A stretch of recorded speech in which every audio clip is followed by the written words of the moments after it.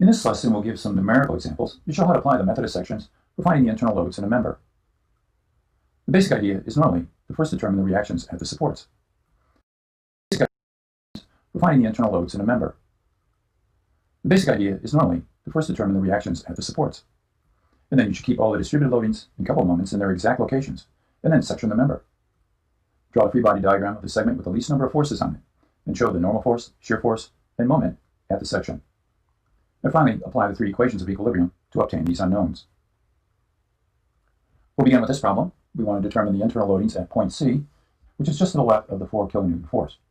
To solve it, I'll choose the segment AC. But first I need to find the reactions at A. And to do that, I need to draw a free body diagram of the entire member. And of course at A we have an AX and an AY. And B is a roller, and so therefore there's only a BY. Now let's get AX by summing forces in the X direction. We have AX, and we have minus 10 times the fraction 4/5. And this all equals 0, of course. Solving for AX, we get 8 kilonewtons. How do you get AY? You could take moments around point B, and that's what we'll do. We have minus AY times 4 plus 4 times 2. Then we have plus 10 times 4/5. In other words, the horizontal component times the moment arm of 3. And finally, the vertical component creates a negative moment. So that's minus 10 times 3/5. And the moment arm there is equal to 2. And all this equals 0. Working it out, we get an answer for AY of 5 kilonewtons. So now we have these reactions, and we can proceed. All right, here's our member again. And now we'll remove our segment, showing the calculated reactions on it, and now our internal loads. N sub C, V sub C, and of course M sub C. They've been exposed as external to this free body diagram, so we should be able to get them. Notice the 4 kilonewton force is not shown on our free body. Why would that be? Well, because we sectioned the member right here, and it's not included on the diagram now. Summing forces in the X direction, we have 8 plus N sub C equaling 0. We solve for N sub C and get a minus 8 kilonewtons. That means the arrow goes the other way. Summing in the Y direction, we have 5 up, and we have minus V sub C down. That's equal to 0, and therefore V sub C is equal to 5 kilonewtons. Finally, taking moments about the section to eliminate NC and VC. And we have minus 5 times the moment arm of 2. And we also have positive M sub C. And this all equals 0. And solving for M sub C, we get our final answer, and it's 10 kilonewton meters. Incidentally, we can also solve this problem by choosing the other segment, putting our loads on this way, action, reaction, and then going about applying the three equations to find the three unknowns, but obviously it takes more work to work with this side. But it can be done. You may want to stop the video and try it, but you'll get the same answers we have here. All right, now let's do a problem that involves a distributed loading. In this case, a uniform load on a beam, and we're asked to find the internal loads right here at C. Well, to solve the problem, I'll consider the segment AC. That means I'll have to find the reaction at A.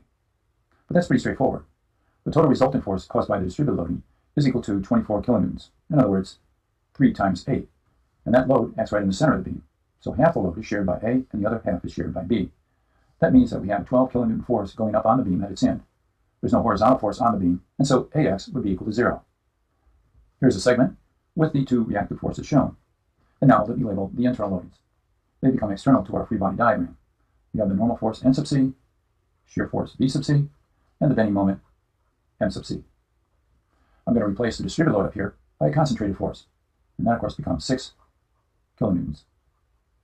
I also need to know the distance from it to the end, and I think you'll agree with me that this distance is equal to 1 meter. Now that we have the free body diagram set up, we'll apply our equations. Summing forces in the X direction, we have N sub C equaling 0.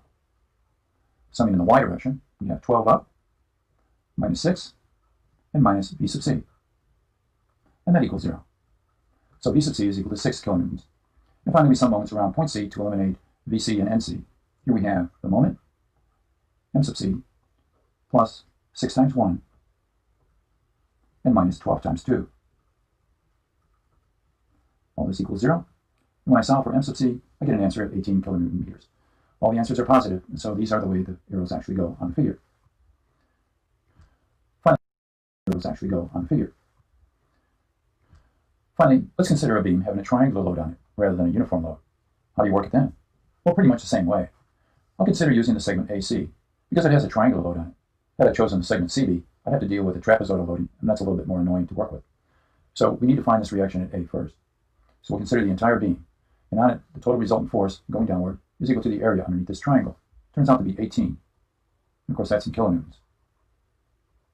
Notice that it acts a distance of 1/3 of the way over from this side. 1/3 of 6, of course, is 2 meters. Now at A, we have our reaction, which is AY. And at B, we have two reactions, because we have a pin. Now we're ready to get AY. To do that, we have to take moments at B. Minus AY times 6, and of course plus 18 times 2. This is equal to 0, and so our reaction that we're looking for turns out to be equal to 6 kilonewtons. Finally, showing our segment of the beam, which is right here, and on it, of course, we have our calculated value of 6 kilonewtons for the reaction at A, and now the internal loading. We have the normal force, which is N sub C, shear force, V sub C, and finally the bending moment, M sub C. Here you notice that the intensity of the load is 4 kilonewtons per meter. How did I get that? Well, through proportional triangles. For example, the base of this large triangle is 6, and it has a height of 6. The base of this triangle is 4, and it has a height h. If you cross multiply, of course, you see h is equal to 4 kilonewtons per meter. Now the next thing to do is to resolve this into its resultant force. So I'll put the arrow like this, find the area under the triangle, and if you do that, you get 8 kilonewtons. And all we need to do is specify its distance from here.